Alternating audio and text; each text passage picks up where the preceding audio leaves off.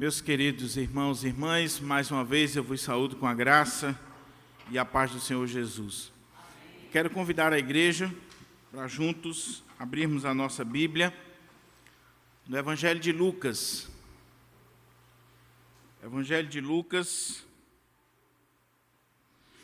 capítulo de número 6.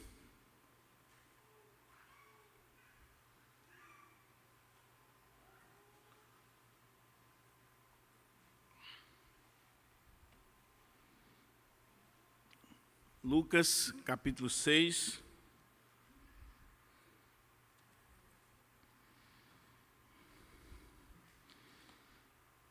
do verso 46 ao 49.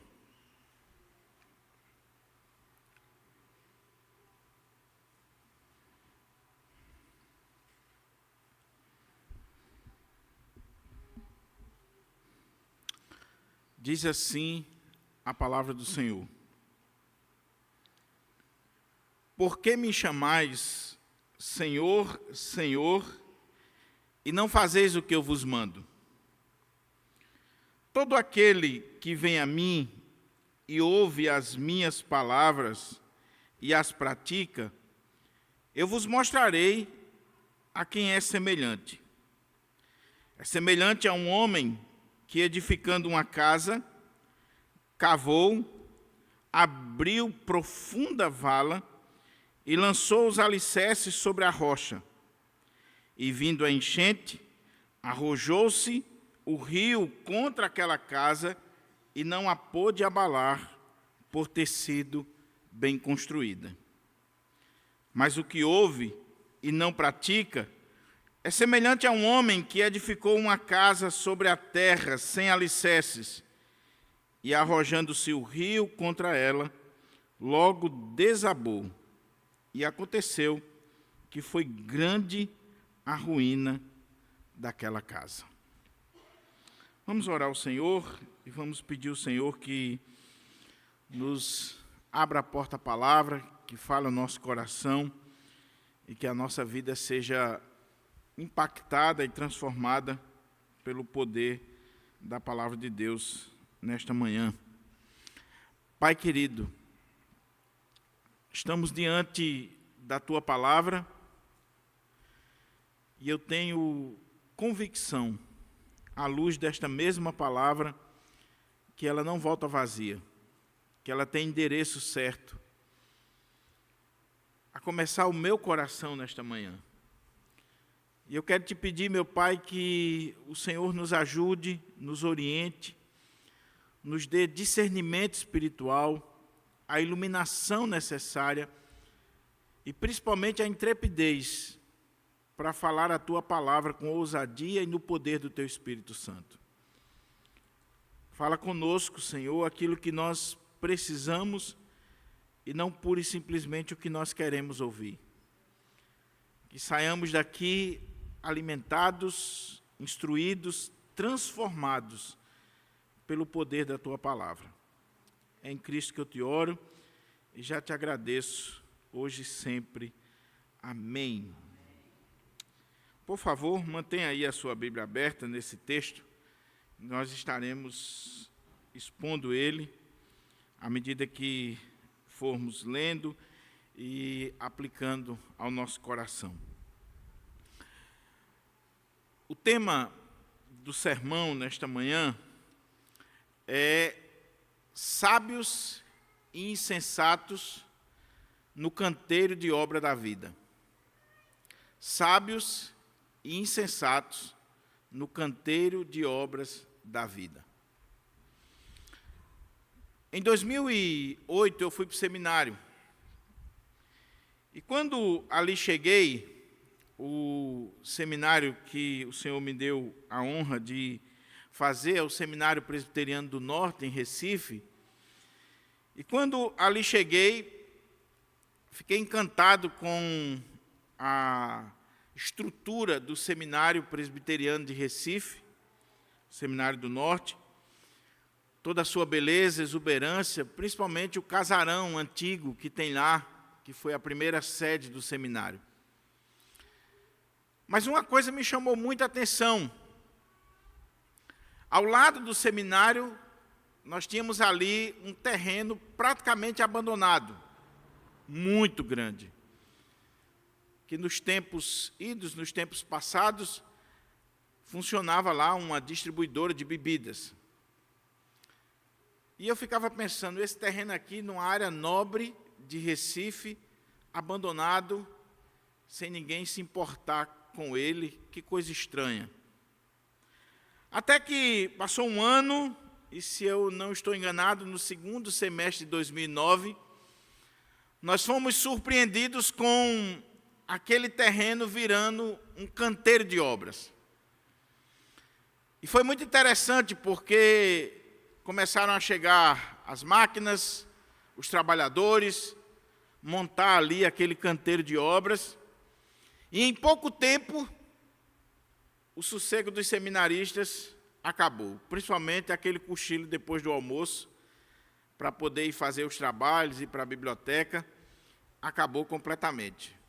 Por quê?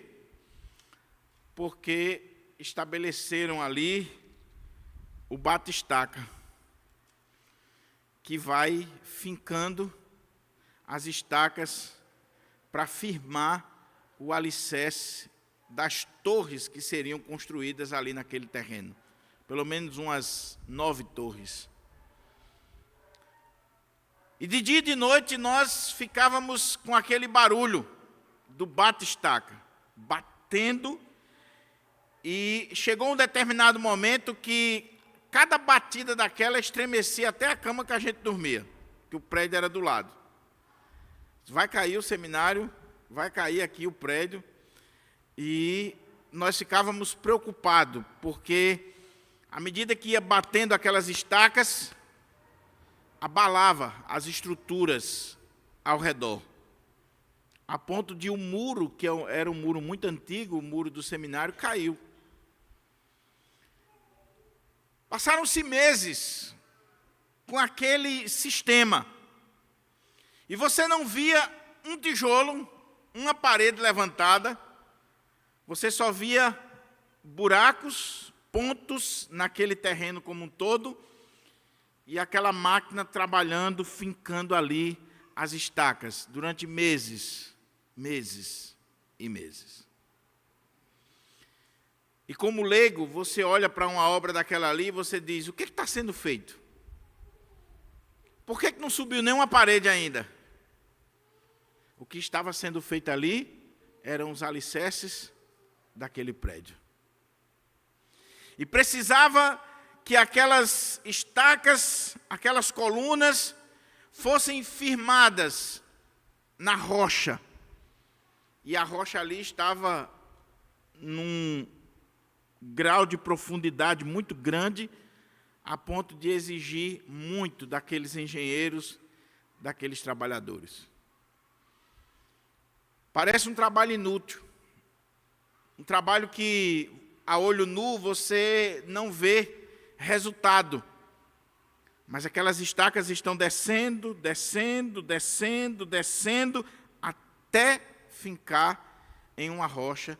E aí vai ser construído um prédio de 10 andares, 15 andares, 20 andares, 50 andares, e que pode vir tempestade, pode vir as intempéries, que aquele prédio vai continuar firme, porque foi firmado sobre a rocha.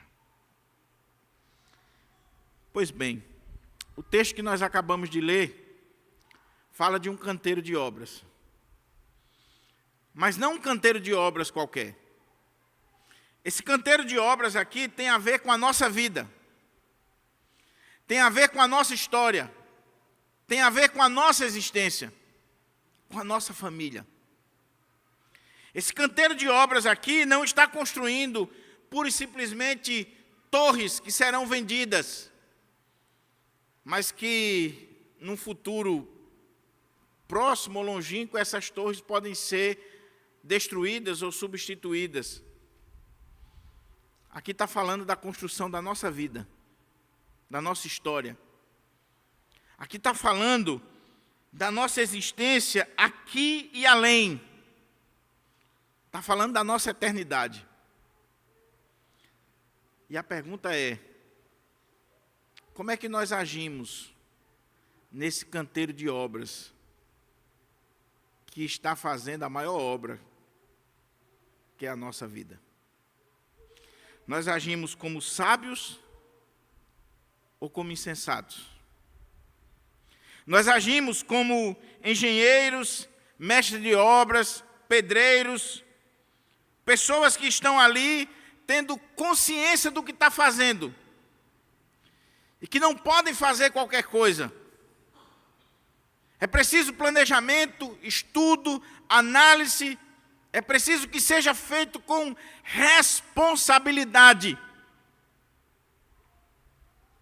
Essa grande construção. Jesus estava ministrando o seu famoso sermão, o Sermão do Monte, onde ele lança a plataforma do reino de Deus, onde ele fala dos súditos deste reino. E se você olha Mateus, você vai ver Mateus resumindo este Sermão do Monte em 3 capítulos, capítulos 5, 6 e 7, onde Jesus começa com as bem-aventuranças e termina com essa espécie de parábola ou de metáfora que fala da nossa vida como uma casa que está sendo construída e que pode ser construída sobre uma rocha ou sobre a areia. Jesus está concluindo o seu sermão e chamando a atenção dos discípulos, chamando a atenção da igreja e a cada um de nós em particular para este canteiro de obras na nossa vida. Mas por que ele contou essa parábola? Por que ele ilustrou? Por que ele está falando sobre esse assunto aqui no final do Sermão do Monte? E que Lucas retrata muito bem aqui no capítulo 6, eu poderia usar tanto o capítulo 7 de Mateus, como o capítulo 6 de Lucas. Eu preferi Lucas porque tem alguns detalhes aqui muito interessantes que não estão lá em Mateus. Por que Jesus contou essa parábola ou ilustrou o seu ensino com essas verdades aqui? Se você olha o final do capítulo 7, lá em Mateus, e também aqui, se você olha a perícope anterior, você vai ver que Jesus está, após concluir o seu discurso, o seu sermão, ele está alertando sobre os falsos mestres e sobre a importância de darmos frutos. Aqui em Lucas, o contexto é a árvore e seus frutos. Onde ele está colocando aqui, não a árvore boa que não produza fruto bom, tampouco a árvore má que dê fruto bom. Porquanto cada árvore é conhecida pelo seu próprio fruto, porque não se colhe figos dos espinheiros, nem dos abrolhos os vidimar, as uvas. O homem bom, do bom tesouro do coração, tira o bem, o mal do mau tesouro, do mal que está lá no seu coração, porque a boca fala do que o coração está cheio. Aí Lucas coloca o contexto que Jesus vai ilustrar com essa verdade dos 2 fundamentos, dos alicerces da construção da nossa vida. Mas quando a gente vai lá para Mateus, vai lá para Mateus, por favor. Olha o que diz aqui em Mateus capítulo 7. Para a gente ver o contexto, para entender a dinâmica do que Jesus está falando aqui. Jesus está falando dos falsos profetas. E aí, quando chega aqui, na altura do versículo 23, então lhes direi explicitamente, nunca vos conheci, apartai-vos de mim, os que praticais a iniquidade. Aí, verso 24, todo aquele, pois. Esse pois está ligando o que ele vai falar ao que ele disse anteriormente. Mas o que ele disse anteriormente? Vamos olhar a partir do verso 15. Acautelai-vos dos falsos profetas que se vos apresentam disfarçados em ovelhas, mas por dentro são lobos roubadores. Pelos seus frutos os conhecereis. Olha aí a árvore e seus frutos. Colhem-se porventura uva dos espinheiros ou figos dos abrolhos? Assim toda árvore boa produz bons frutos, porém a árvore má produz frutos maus.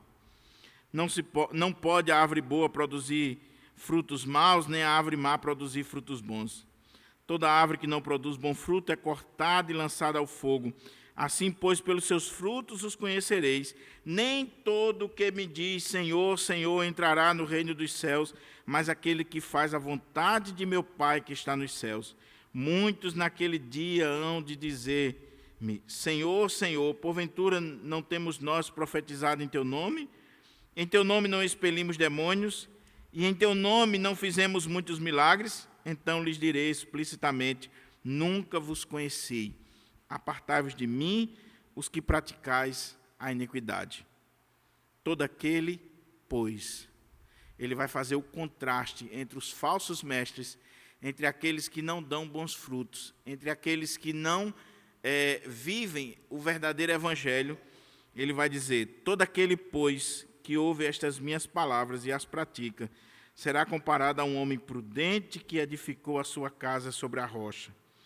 E caiu a chuva, transbordaram os rios, sopraram os ventos, deram com ímpeto contra aquela casa que não caiu, porque fora edificada sobre a rocha. E todo aquele que ouve estas minhas palavras e não as pratica, será comparado a um homem sensato que edificou a sua casa sobre a areia. Caiu a chuva, transbordaram os rios, sopraram os ventos e deram com ímpeto contra aquela casa, e ela desabou, sendo grande a sua ruína. Está vendo o contexto?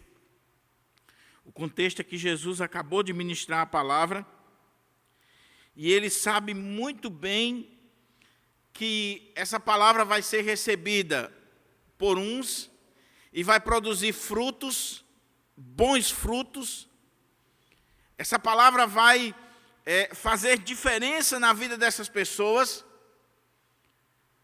mas também essa palavra vai ser recebida por falsos mestres, falsos ensinadores, e eles não vão produzir bons frutos, porque eles são árvores más. O que a gente pode aprender desse texto, meus irmãos e irmãs, para a nossa vida? Se você olha os dois relatos, eles se completam. Se você é um leitor atento, você vai ver que existem algumas diferenças entre o relato de Mateus e o relato de Lucas. A grande questão é que Mateus está escrevendo para judeus. E por isso que, por exemplo, o relato de Mateus, quando ele fala sobre a tempestade que veio, ele fala de chuva, ventos e rio. E quando você chega aqui em Lucas, a coisa está mais enxuta. Porque Mateus está escrevendo para judeus e que estavam acostumados com aquele contexto ali que ele está falando, e Lucas está escrevendo para gentios, que é outra realidade, em outra circunstância. Por isso que a parábola em Lucas ela é mais gráfica, porém tem alguns detalhes que em Mateus não tem, e aqui são colocados para cada um de nós. Mas o que a gente pode tirar desse texto? Olha como é que o texto começa, Lucas capítulo 6, verso 46. Jesus começa com uma advertência, um alerta, que deve nos chamar a atenção. Porque, como eu disse, ele não está falando aqui para qualquer um. Ele está falando para mim. Ele está falando para a igreja. Ele está falando para o povo de Deus. Se você olha o início do Sermão do Monte, como é que diz o início do Sermão do Monte, principalmente Mateus capítulo 5? Vendo Jesus, as multidões, subiu ao monte, como se assentasse, aproximaram-se os seus discípulos e, abrindo a sua boca, os ensinava, dizendo... Aí vem as bem-aventuranças e vem todo o contexto do Sermão do Monte. Ou seja, Jesus está falando para os discípulos. Ele não está falando para o mundo, ele está falando para os discípulos. Ele está falando para a igreja. Ele está falando para a gente religiosa. Ele está falando para a gente que escuta a palavra de Deus diuturnamente. E aí, quando ele chega nesse ponto aqui do verso 46, ele faz um alerta. Tendo em vista tudo que ele disse anteriormente, principalmente em relação aos falsos mestres, aos falsos profetas, que ele compara a uma árvore má que não dá fruto. Então ele diz: por que me chamais Senhor, Senhor, e não fazeis o que eu vos mando? Por que vocês me chamam Senhor? Por que vocês têm esse credo, essa confissão tão importante, tão fundamental, de que eu sou o Senhor, e de fato Ele é o Senhor? O problema não é chamar Ele de Senhor, porque Ele é o Senhor, Ele é o Kyrios, Ele é o Senhor absoluto. E é interessante, abrindo um parênteses, que os cristãos eram perseguidos no primeiro século, não porque Roma era intolerante.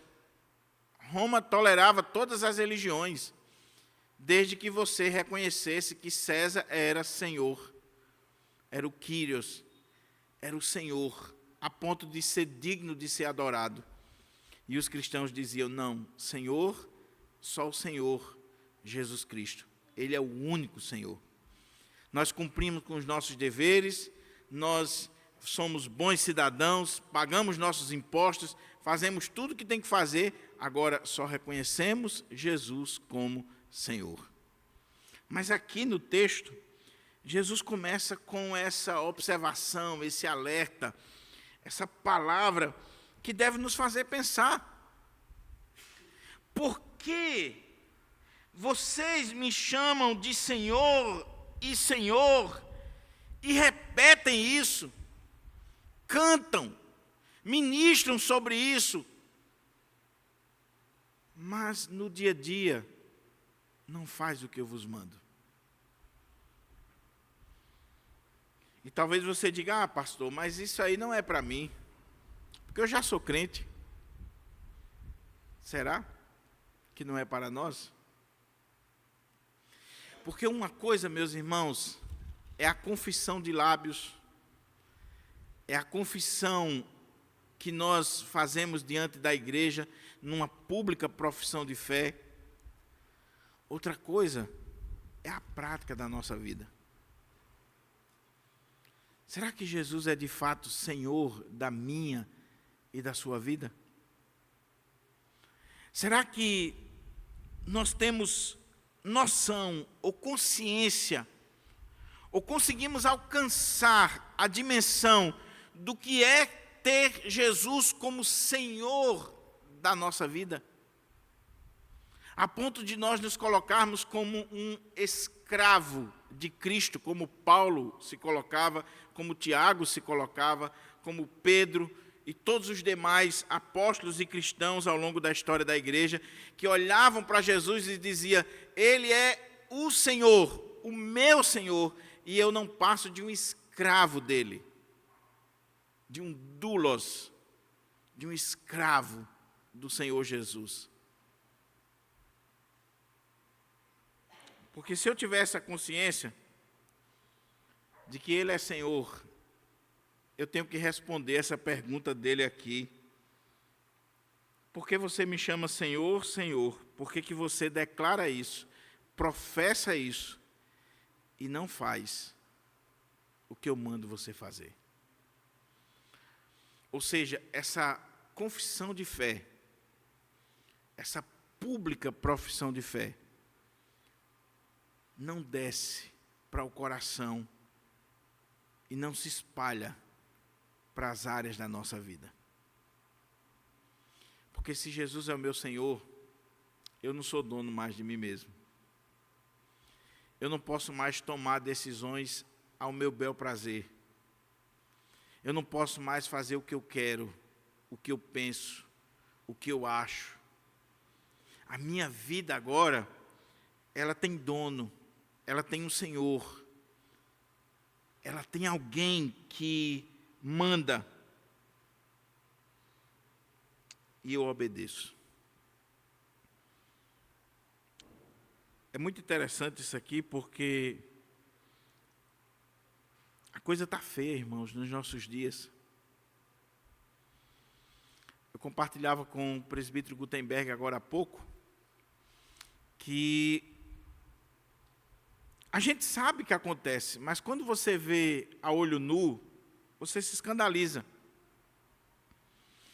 Ontem eu estava na Gilgal, a livraria evangélica aqui da nossa cidade, e chegou um grupo de moças ali na livraria, comprando camisas evangelísticas, com versículos.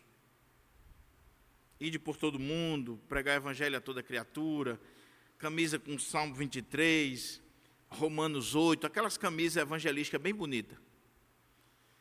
E a menina estava ali não só comprando camisas, mas estava ali contando uma bênção para a vendedora da loja, que Deus tinha dado um carro para ela, e ela tinha comprado o chaveiro ali, e Deus tinha dado o carro, ela tinha levado aquele chaveiro, e o Senhor tinha confirmado o carro.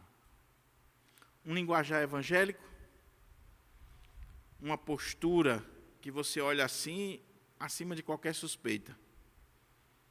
Mas quando aquelas jovens saíram, pelo menos umas 6, a moça disse assim: pastor, o senhor notou alguma coisa? Eu disse: não. Elas são de uma igreja inclusiva. São lésbicas. E que se reúnem aqui no shopping todo sábado e está crescendo a cada dia. 50 jovens, 100 jovens, louvor, pregação. Na nossa cidade já tem várias comunidades assim. Só que quando você cita um versículo, quando você mostra a palavra de Deus, que vai de encontro àquele estilo de vida, ou a pessoa vai deturpar o que diz a palavra de Deus, com uma exegese completamente sem fundamento, ou ela não vai se submeter. Então a pessoa chama Jesus de Senhor, Senhor, louva, canta louvores, mas não faz o que ele manda. É essa a realidade que está sendo plantada no nosso país.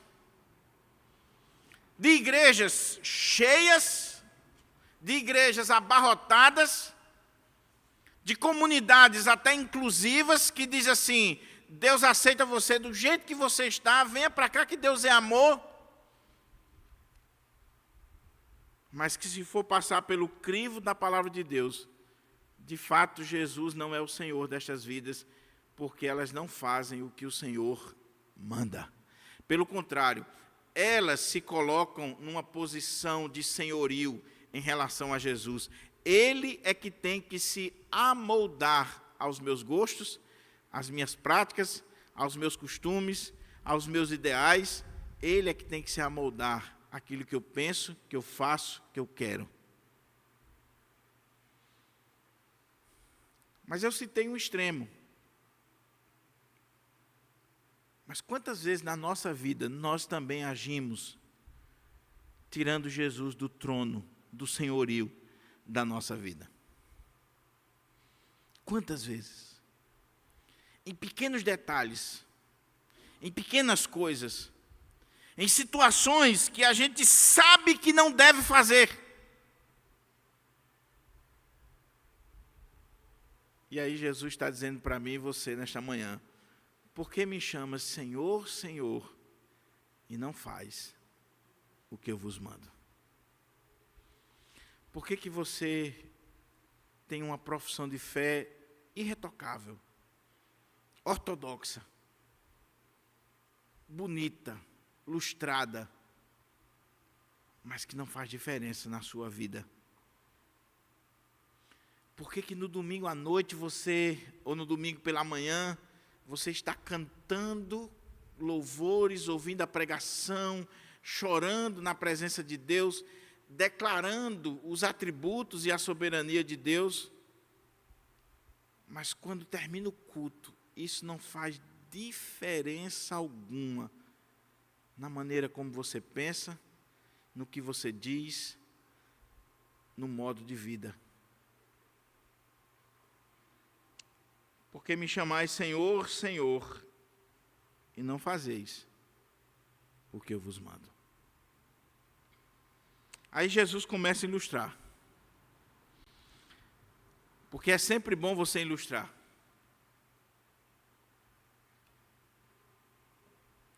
E Jesus compara, por isso que muitos têm isso aqui como uma parábola. Uma parábola é você colocar as coisas lado a lado para que fiquem mais claras as lições, as comparações. Então Jesus vai contar uma parábola, Jesus vai usar aqui uma ilustração, fazer uso de metáforas, para que a gente possa entender o que ele está dizendo aqui. Então ele diz, todo aquele que vem a mim, que entregou a vida a mim, que fez essa profissão de fé, e ouve as minhas palavras e as pratica, eu vos mostrarei a quem ele é semelhante.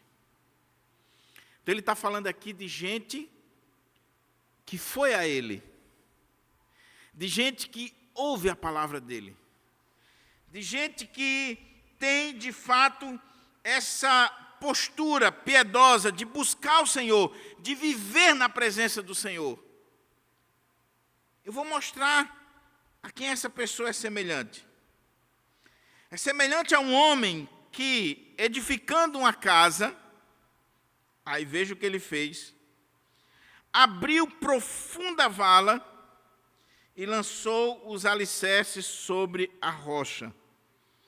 E vindo a enchente, arrojou-se contra aquela casa e não a pôde abalar, por ter sido bem construída. Essa é a primeira figura que Jesus coloca. A figura de alguém que tem um encontro com ele. Que um dia ouviu falar sobre ele, ouviu a palavra dele, e foi ao seu encontro e entregou a sua vida a ele. Mas essa pessoa não ficou na superficialidade da religião, da fé. Essa pessoa aqui não tomou uma decisão de momento, emotiva, baseada em circunstâncias emocionais. Essa pessoa de fato foi impactada pelo Evangelho, pela palavra de Deus. Então ele diz, olha, todo aquele que vem a mim e que ouve as minhas palavras e as pratica. O que ele quer dizer com isso? É que essa pessoa aqui, ela não é pura e simplesmente um ouvinte, um admirador, um conhecedor, um debatedor da fé. É alguém que ouviu, é alguém que ruminou esta palavra, que meditou na palavra e pratica e vive. Essa palavra ela é aplicada nas mais diferentes áreas da sua vida. Ela sai do culto, ela ouviu a pregação e ela começa a dizer, como é que eu vou colocar isso em prática na minha vida? Aquilo que é do Senhor, aquilo que foi falado à luz da palavra de Deus. Não o que o pastor pensa, o que o pastor diz, mas é se o pastor foi fiel na exposição da palavra de Deus, se aquilo que ele está extraindo daqui é palavra de Deus, eu vou viver na minha vida. Eu vou praticar. Então ela é alguém que não vive no campo da superficialidade. Não é um mero ouvinte. Ela é alguém que ouve, que pensa, medita e pratica a palavra de Deus. Vive a palavra de Deus.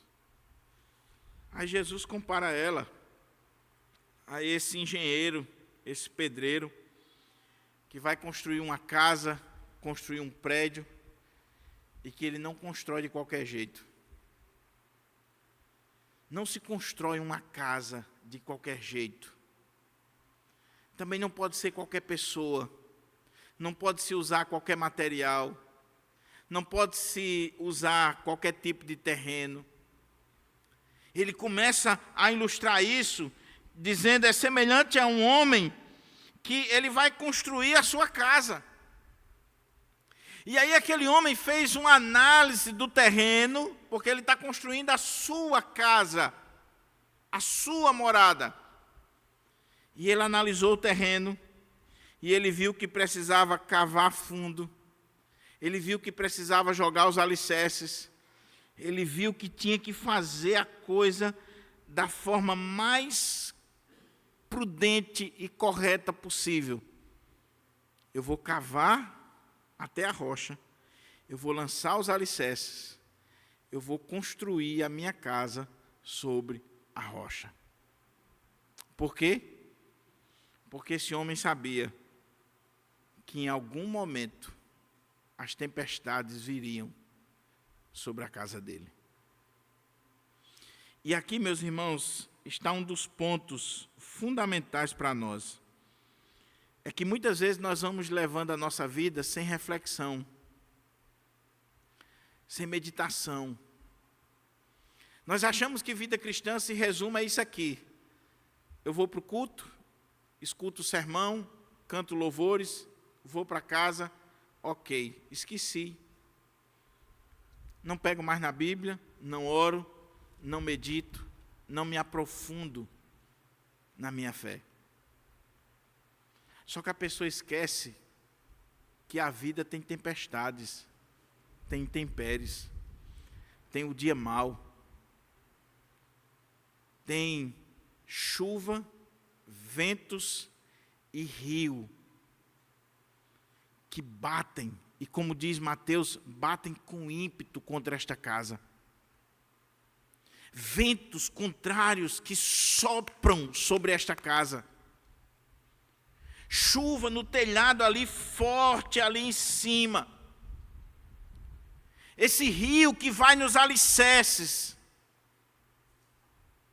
E aí, se a pessoa não pensou nisso antes, se ela achou que a vida cristã era água com açúcar, sopa de minhoca, ela achou que a vida cristã era simplesmente louvorzão, quando chega essas horas, ela não tem firmeza, ela não tem alicerce. E aí, quando os ventos contrários, quando os rios, quando a chuva, a tempestade, as coisas desta vida vêm sobre ela, destroem. Mas esse homem aqui não. Esse homem que ouviu a palavra e que procurou viver essa palavra na sua vida, Jesus está usando ele aqui como esse homem prudente, sábio, sensato, previdente. Essa pessoa que consegue ver lá na frente. Essa pessoa que diz, olha, eu tenho que construir a minha casa, mas eu vou construir aqui, ok, mas quanto é que eu vou ter que cavar? Como é que eu vou chegar na rocha? Eu vou lançar os alicerces.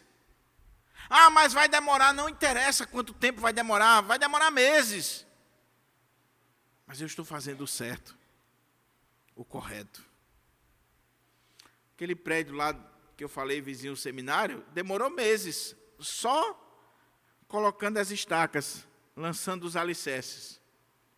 Meses. Mas hoje as torres estão lá. Demora meses, anos.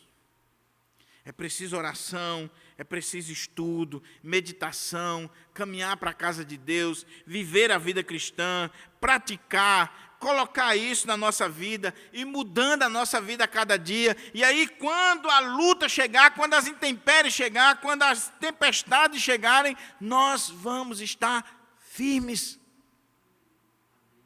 firmes. Por quê? Porque nós não somos meros ouvintes, mas nós somos operosos praticantes. É semelhante a um homem que, edificando uma casa, ou como diz lá em Mateus, a sua casa, cavou, abriu profunda vala, esforço, abriu profunda vala e lançou os alicerces sobre a rocha. E vindo a enchente, arrojou-se o rio contra aquela casa e não a pôde abalar, porque ela tinha sido bem construída. Eu pergunto, a tua vida está sendo bem construída, meu irmão? Minha irmã? Teu casamento? Tua casa? Como é que está construindo? Como é que você está construindo a sua vida? Como é que você está construindo o seu casamento? A sua história? Que tipo de material você está utilizando? Que planejamento você fez? Pense nisso.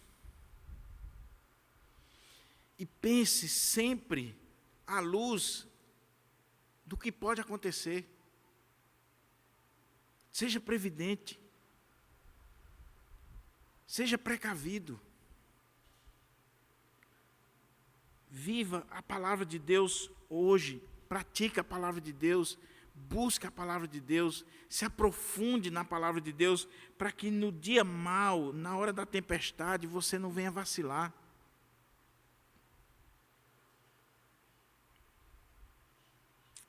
Oh, meus irmãos, é interessante que, é claro, a cada dia que passa, e até mesmo diante das catástrofes, das coisas que acontecem aí, as pessoas estão ficando mais alertas com relação a isso. Tem gente que se preocupa, sim, com a sua casa, com a ambientação da casa, com a construção, todo o projeto, e aquele é o projeto da vida dela, a minha casa, o meu lar, glória a Deus, nada de errado, nada de errado.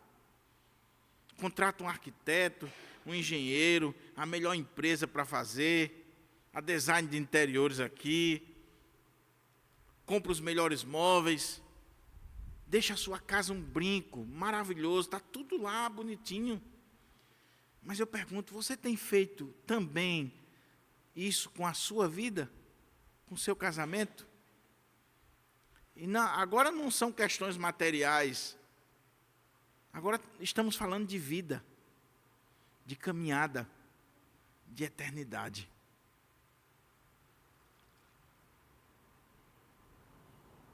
Mas o que ouve e não pratica, e não vive, é semelhante a um homem que edificou uma casa sobre a terra, sem alicerces, que Mateus vai colocar como insensato. Edificou sobre a areia. Chegou, viu o terreno ali, e é aquela pessoa assim, entre aspas, prática, né? O negócio dela é ser prático, rápido, não interessa, eu quero ver o negócio pronto.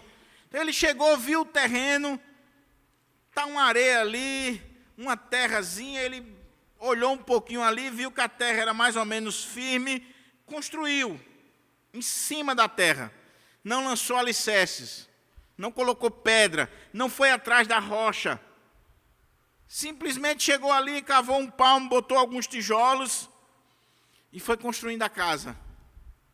Construiu a casa. E quem sabe ficou rindo, né? Como a história dos 3 porcos, ficou rindo do outro. Aí, ó, enquanto o outro ainda está no alicerce, eu já estou aqui me balançando na rede. Já estou bem. Era insensato. Aí, diz o texto que aconteceu a mesma coisa. Que vai vir a tempestade, sobre aquela casa e aquela casa vai desabar. Eu acho muito interessante como é que Lucas coloca aqui. Olha como é que ele diz. Mas o que ouve e não pratica é semelhante a um homem que edificou uma casa sobre a terra sem alicerces e, arrojando-se o rio contra ela, logo desabou e aconteceu que foi grande a ruína daquela casa. Mateus coloca que caiu a chuva, telhado.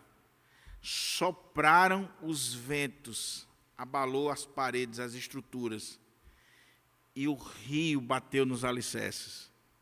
Lucas está resumindo aqui com essa questão do rio arrojando-se contra aquela casa.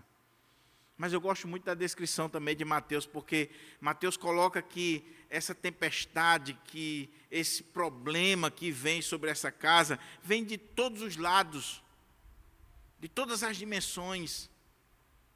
É chuva no telhado, é vento na parede, rio nos alicerces, e vai chacoalhando aquela casa, e aqui diz que ela desabou, sendo grande a sua ruína, e aqui diz que ela foi destruída completamente.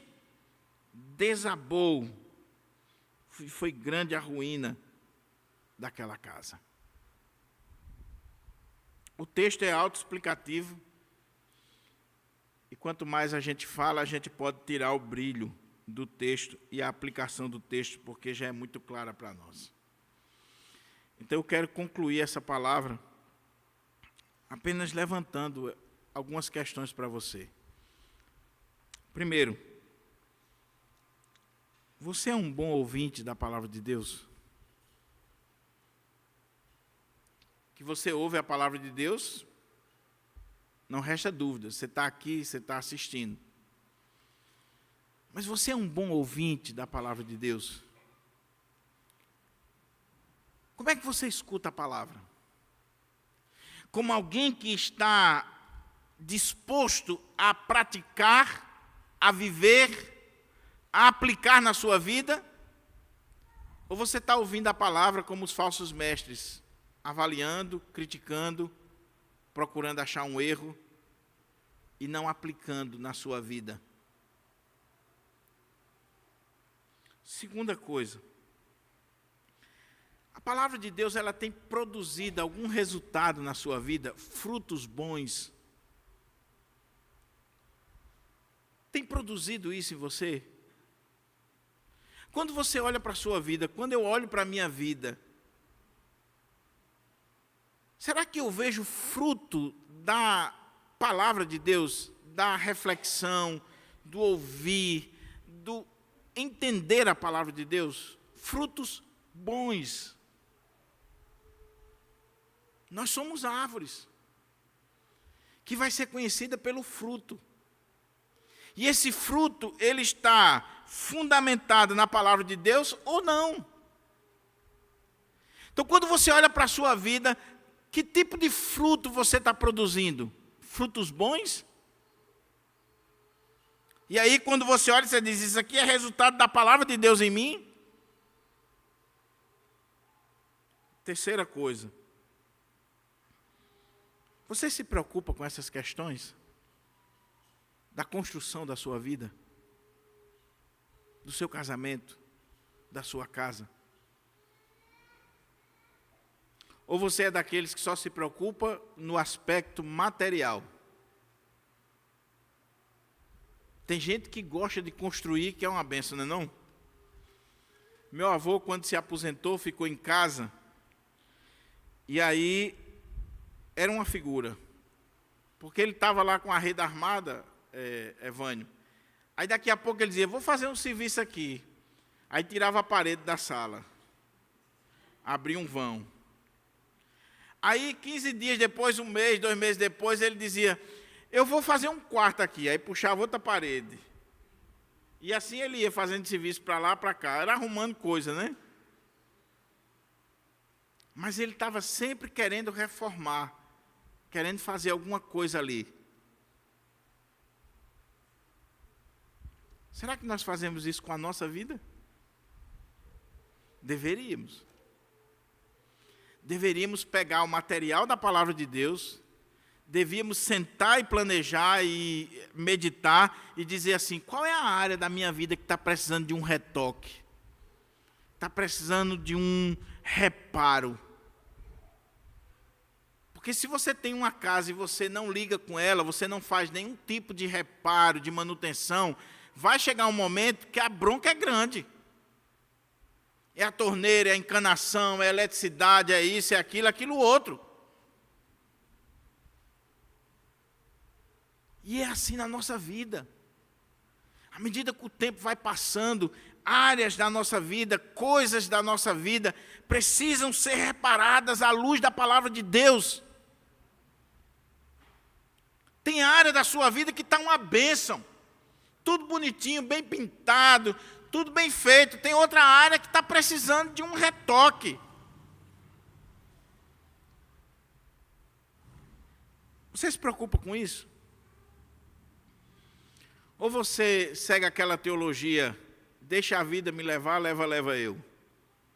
Vou levando a vida, vou caminhando, sem reflexão.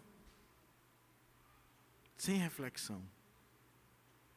E a outra coisa que eu quero perguntar para você, à luz desse texto.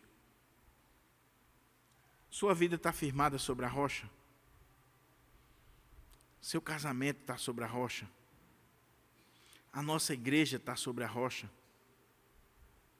Como é que está? Não resta dúvida, meus irmãos, que essa rocha aqui é Jesus. Essa rocha aqui é a palavra de Deus. Essa rocha aqui é o Evangelho. Que nós precisamos fincar as estacas da nossa vida, da nossa existência, nessa rocha, para que quando os ventos contrários baterem, nós estaremos firmes. Firmes. Em Jesus Cristo. Então está sobre a rocha? Ou está sobre a areia da religião? Você tem que pensar isso. Porque se tiver sobre a areia da religião, sobre a areia do pastor, sobre a areia da denominação, sobre a areia, seja lá do que for, não vai resistir ao vento contrário. Só vai resistir se tiver sobre a rocha, que é Jesus Cristo. Por que muita gente se desvia? Por que muita gente abre mão da fé? Por que muita gente cai fora? Porque a casa dele, a vida dele, não estava sobre Jesus, estava sobre o pastor, sobre a igreja, sobre tantas coisas, mas não sobre Jesus, que é a rocha da nossa vida. A nossa vida tem que estar ali, sobre o Senhor. A outra coisa que eu quero dizer é que não interessa como está a sua casa. Não interessa se até ela chegou a ser destruída. O carpinteiro de Nazaré, ele pode restaurar ou até mesmo reconstruir a sua casa. E ele sabe fazer. Aqui é uma curiosidade interessante, porque quando a gente fala de Jesus como carpinteiro, a ideia que dá é que Jesus trabalhava numa marcenaria. Mas a palavra carpintaria, lá no texto, ou a palavra carpinteiro, quando fala lá no texto, era alguém que lidava com pedras. E provavelmente Jesus era aquele tipo de pedreiro que fazia de tudo, que entregava a casa, entregava a chave da casa para você. Então ele não fazia só os móveis, ele fazia tudo na casa. Então ele é especialista em não só restaurar a nossa casa, mas até mesmo fazer do zero, refazer, para a glória de Deus. Eu quero concluir esse sermão com algo que eu vi essa semana que falou muito no meu coração e foi isso que ficou na minha mente, para que eu pudesse trazer essa palavra. Eu não sei se vocês viram, mas eu tenho o costume de todo dia pela manhã assistir o jornal, principalmente o jornal da nossa cidade. E eu fiquei surpreso que uma das notícias principais foi que aqui, no Conjunto Pirangi, no nosso bairro,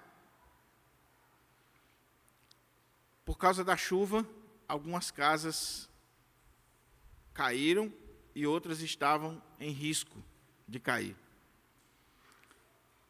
E a reportagem estava ali com o prefeito, Defesa Civil, todo mundo vendo aquela situação, e o prefeito prometendo que iria reconstruir aquelas casas, ajudar aquele povo, e tal e tal. E uma senhora, semi-analfabeta, ela disse assim: ok, mas poderia ter sido evitada. Porque nós alertamos, nós falamos, a gente dizia que isso ia acontecer e ninguém fez nada. Então essa tragédia poderia ter sido evitada. Não deram muita bola para o que a mulher falou, não. Mas eu fiquei pensando naquilo que ela disse.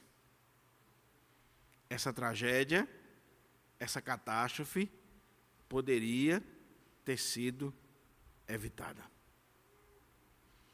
E é com isso que eu quero terminar esse sermão aqui nesta manhã, para mim e para você. Meus irmãos, não nos enganemos. Vem tempestade aí. Tem ventos contrários.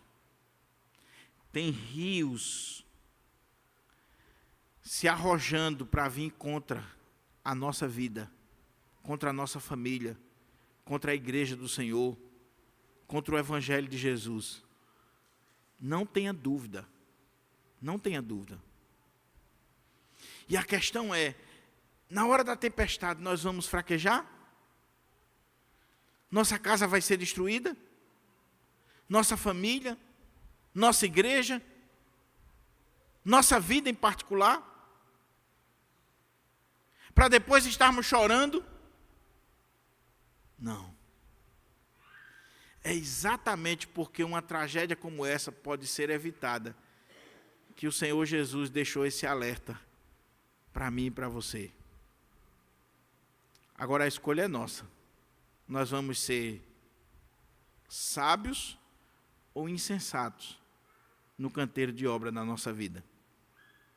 Nós vamos construir a nossa casa sobre a rocha, mesmo que leve tempo, mesmo que exija bons materiais, mesmo que exija esforço, planejamento, ou nós vamos construir sobre a areia.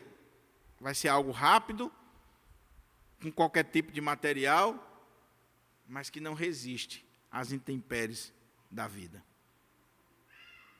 A minha oração é que Deus nos faça sair daqui refletindo sobre esse texto, que é simples, é objetivo, é direto ao ponto, que diz assim: se você for um mero ouvinte da palavra de Deus e não praticante, você se assemelha ao homem que edificou a casa sobre a areia.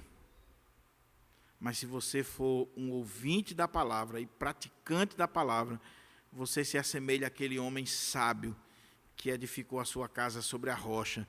E aí não tem vento, não tem tempestade, não tem perseguição, não tem nada que possa derrubar esta casa que está edificada sobre a rocha, que é Cristo Jesus. Pode vir ventos contrários, pode vir a chuva, pode vir o rio, pode vir o que for, essa pessoa vai ficar de pé, porque ela está edificada sobre a rocha. A rocha. Nós precisamos ser como aquele passarinho que eu vi um dia desse, uma foto que mexeu muito comigo, a ponto de me levar às lágrimas. Uma foto de um passarinho em cima de um ambiente assim, como se fosse um puleirozinho, uma tempestade tremenda, e ele ali quieto no canto dele, suportando aquela tempestade. Que Deus nos dê a graça de ouvirmos a palavra, vivermos a palavra, e que na hora da tempestade nós venhamos permanecer de pé, porque estamos sobre a rocha, que é Cristo Jesus. Amém?